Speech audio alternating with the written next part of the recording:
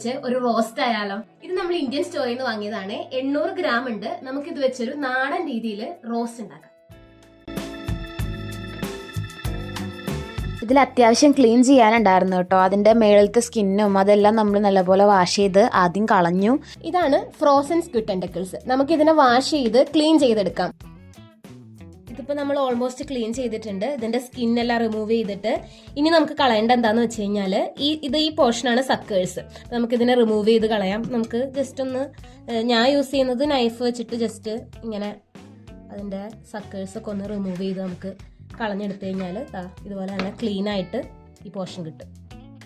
ഇത് നമ്മൾ സ്കിന്നെല്ലാം കളഞ്ഞ് റണ്ണിങ് വാട്ടറിൽ ക്ലീൻ ചെയ്തെടുത്താണ് കേട്ടോ. കോൾഡ് വാട്ടറിൽ വേണം നമ്മൾ കഴുകിയെടുക്കാനായിട്ട്. ഇനി അതിന് ശേഷം നമുക്ക് 1 സ്പൂൺ നാരങ്ങ നീരും 1/2 സ്പൂൺ ടർമറിക്കും ഉപ്പും കൂടി ചേർത്തിട്ട് നമുക്ക് നല്ലപോലെ ഒന്ന് മിക്സ് ചെയ്തെടുക്കാം. ഇങ്ങനെ നമ്മൾ മിക്സ് ചെയ്യണം എന്തിനാന്ന് വെച്ച് കഴിഞ്ഞാൽ ഇതിൽ ഒരു സ്ലൈമി ആയിട്ടുള്ള ഒരു ടെക്സ്ചർ ഉണ്ട്. അത് പോവാൻ വേണ്ടിയിട്ടും അതുപോലെ തന്നെ സീ ഫുഡിന് ഒരു സ്ട്രോങ് ആയിട്ടുള്ള ഒരു സ്മെല്ലുണ്ട്. ആ സ്മെല്ലും പോവാൻ വേണ്ടിയിട്ടാണ് നമ്മൾ ഈ നാരങ്ങ നീരും ടേമറിക്കും അതുപോലെ തന്നെ ഉപ്പൊക്കെ ഇട്ട് നല്ലപോലെ മിക്സ് ചെയ്ത് കൊടുക്കുന്നത്. ഇത് കണ്ടിന്യൂസ് ഒരു 2 to 3 മിനിറ്റ്സ് നമുക്കിത് ഇങ്ങനെ മിക്സ് ചെയ്ത് കൊടുക്കാം കേട്ടോ. അപ്പൊ സ്ക്വിഡ് ഫൈനൽ വാഷ് കഴിഞ്ഞെടുത്തിട്ടുണ്ട്.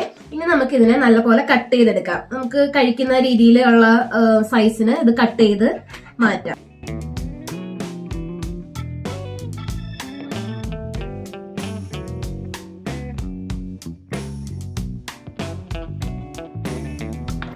നമുക്ക് അരിഞ്ഞു വെച്ചേക്കണ സ്ക്വിഡിനെ കുക്കറിലേക്ക് ഇടാം. ഇതിലേക്ക് നമുക്ക് 1/4 ടീസ്പൂൺ മഞ്ഞൾപ്പൊടി, 1/2 ടീസ്പൂൺ ഉപ്പും കൂടി ആഡ് ചെയ്തിട്ട് ഒരു 2 ടേബിൾ സ്പൂൺ വെള്ളം ഒഴിക്കുക. എന്നിട്ട് അത് നമുക്കൊന്ന് ജസ്റ്റ് ഒന്ന് മിക്സ് ചെയ്തിട്ട് കുക്കറിലേക്ക് ഒരു വിസിലടിക്കാൻ വെക്കാം.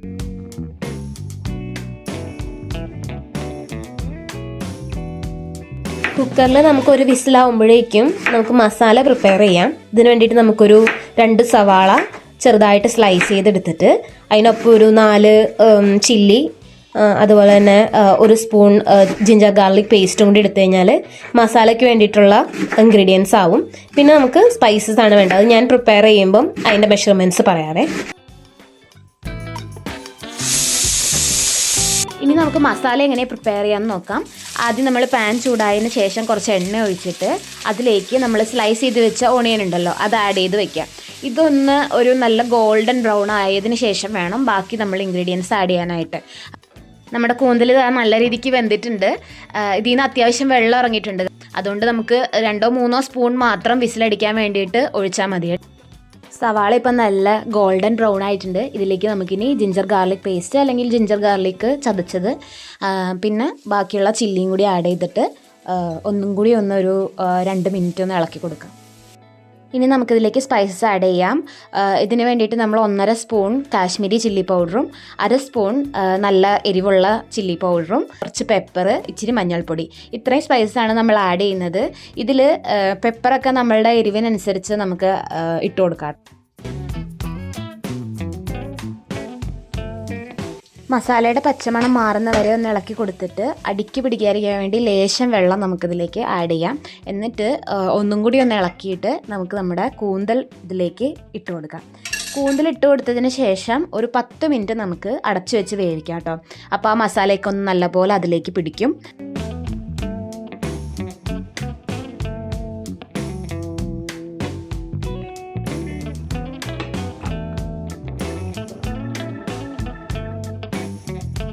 പത്ത് മിനിറ്റ് കഴിഞ്ഞ് നമ്മൾ ഓപ്പൺ ചെയ്യുമ്പോൾ ഇതുപോലെ എണ്ണയൊക്കെ തെളിഞ്ഞ് വന്നിട്ടുണ്ടാവും. ഇനി വേണം നമ്മൾ ഗരം മസാലയും കൊറിയാണ്ടർ ലീവ്സും ക്രഷ്ഡ് പെപ്പറും ആഡ് ചെയ്യാനായിട്ട്. നിങ്ങളുടെ കയ്യിൽ കറി ലീവ്സ് ഉണ്ടെങ്കിൽ അത് ചേർക്കുന്നതായിരിക്കും കുറച്ചും കൂടി ടേസ്റ്റ് വരാനായിട്ട് നല്ലത്. എരിവ് കുറവാണെങ്കിൽ വേണമെങ്കിൽ കുറച്ച് ചില്ലി പൗഡറോ അല്ലെങ്കിൽ പെപ്പറോ നിങ്ങളുടെ ആവശ്യത്തിന് ആഡ് ചെയ്യാം. ഇത്രയും കൂടി ഇട്ട് ഒന്നും കൂടി ഒന്ന് മിക്സ് ചെയ്ത് എടുത്തു കഴിഞ്ഞാൽ നമ്മളുടെ നല്ല ടേസ്റ്റി ആയിട്ടുള്ള നാടൻ രീതിയിലുള്ള കൂന്തൽ റോസ്റ്റ് ഇവിടെ റെഡിയാകും. നമ്മുടെ കൂന്തൽ ഫ്രൈ റെഡി ആയിട്ടുണ്ട്. അപ്പൊ നമുക്ക് ഒന്ന് ടേസ്റ്റ് ചെയ്ത് നോക്കാം.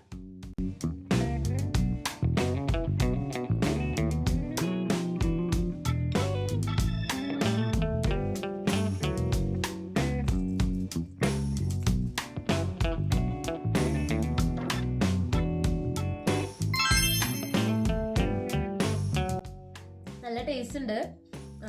എരിവും ആ ഒരു ഫ്ലേവറും എല്ലാം ചേർന്നിട്ട് നല്ല നന്നായിട്ടുണ്ട്. അപ്പൊ നമുക്ക് മുട്ടയും ഫ്രൈയും അതുപോലെ തന്നെ പപ്പടവും കൂട്ടി ഒരു പിടി പിടിക്കാം. അപ്പൊ എന്തായാലും എല്ലാവരും ട്രൈ ചെയ്ത് നോക്കുക. അപ്പൊ വീണ്ടും അടുത്ത വീഡിയോ കാണുന്നവരെ ബൈ.